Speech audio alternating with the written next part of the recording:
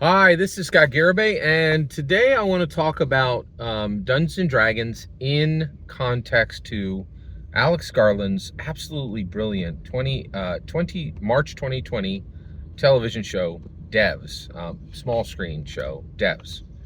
And what I want to talk about today is the Hexa core computer, right? And so what is the Dungeons and Dragons table? And for 50 years, we considered Dungeons and Dragons as a game.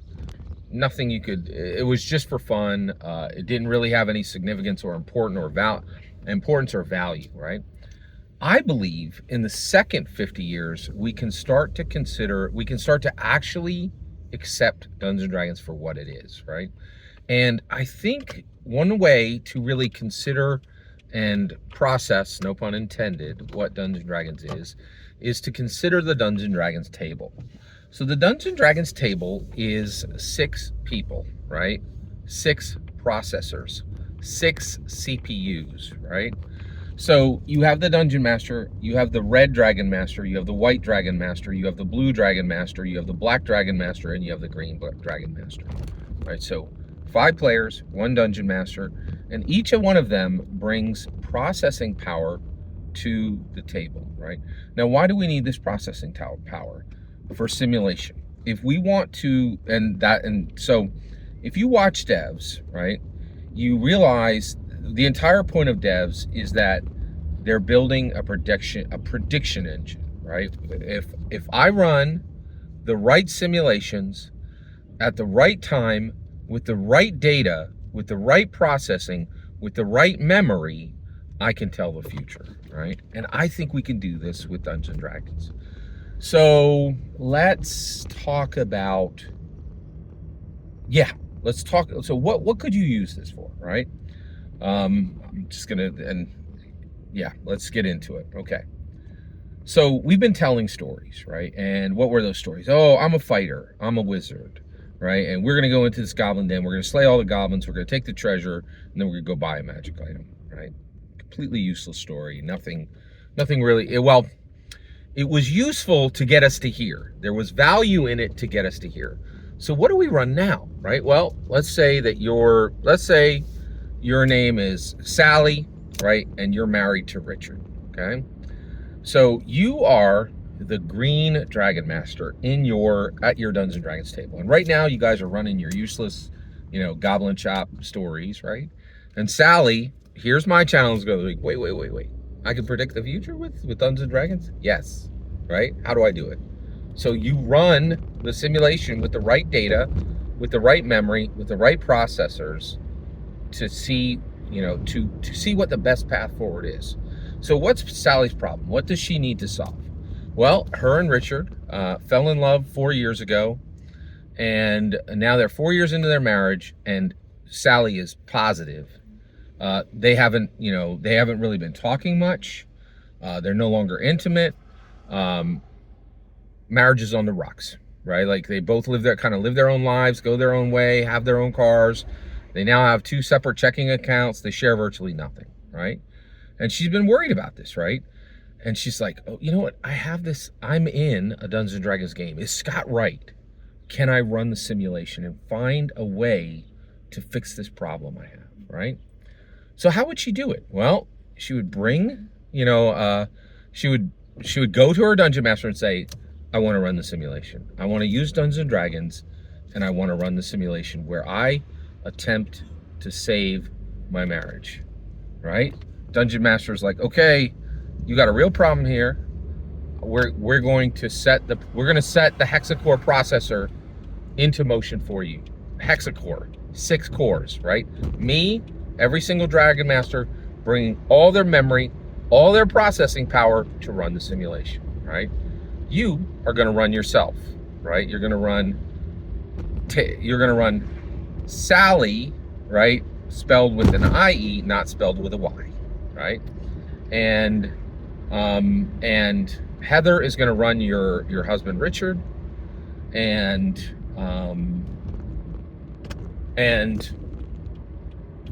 Amanda is going to run your ex-boyfriend Derek, and Charisse is going to run your Charlize, excuse me. Charlize is going to run your husband's ex-girlfriend, and then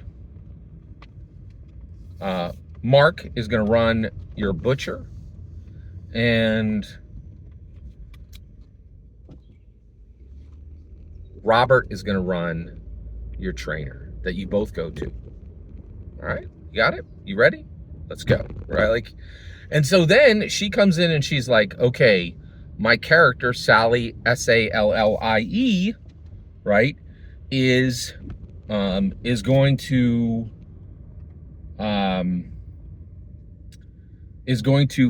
start by having a conversation, and I'm going to take him to his favorite pizza place for a pizza, right? And this is what I'm going to say. And they run the simulation, right? And the simulation gets run, and it's a complete debacle. It doesn't work, right? So they run the simulation again, and they run the simulation again. And how many times do they run the simulation? Well, they run the simulation the right amount of needed times, and how is that determined? By rolling a 1d20, right? So they end up running 14 simulations. They're able to run 3 simulations a night, right? So this takes 5 weeks of the group's time, right? Now, why would they do this? Well, she has a very real problem, right? She's not religious. Any religious person would take this problem to their pastor, but Sally's not religious, so she can't do that, right? So she has no one who can help with this. There's no one in the world who can help with marriage problems in the secular world. Absolutely no one, right? There's no, oh, I'm sorry. There are, well, where could she go? She could go to self-improvement books, right? That industry is set up to aid with these kind of absolutely abominably, horribly ineffective. And the reality is Sally doesn't want to go buy, she doesn't want to go into a bookstore and buy, hey, my marriage is breaking up off the shelf. She can't order it on Amazon because her husband's going to see it, right? So she has no way to do this. I think there is one other solution she could do, but it's extremely expensive. It's about $200 an hour, right? And it has abominably bad success rates, right? She doesn't have the money for it. She doesn't have the time for it. But Dungeons and Dragons is incredibly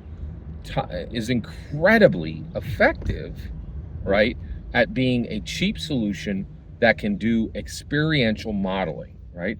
And so when they hit the table, this Hexa core computer, which is her dungeon master, and which is her, the red dragon master, the white dragon master, the green dragon master, the black dragon master, the blue dragon master, and her dungeon master, that hexacore processor is going to bring their experience.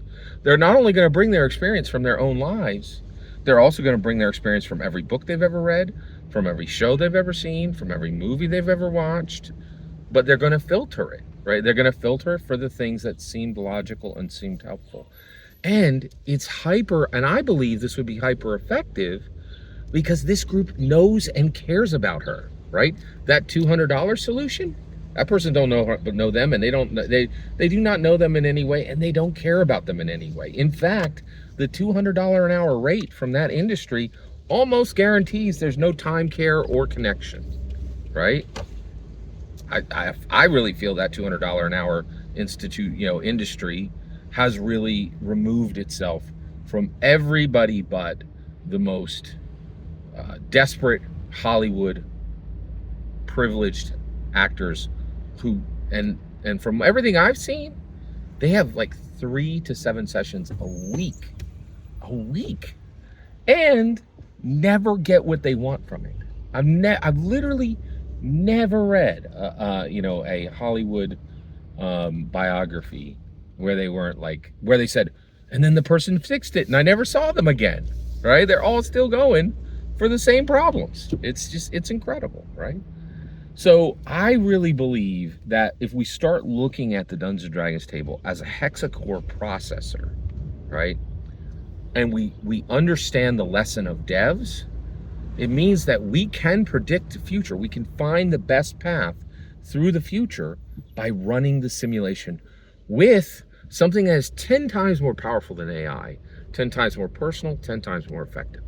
Every single word you just heard is my humble opinion. Nothing more, nothing less. What's important is when I get to hear your humble opinion, when you get in the comments and send your traffic. Please consider liking and subscribing, and have a fetch millennium.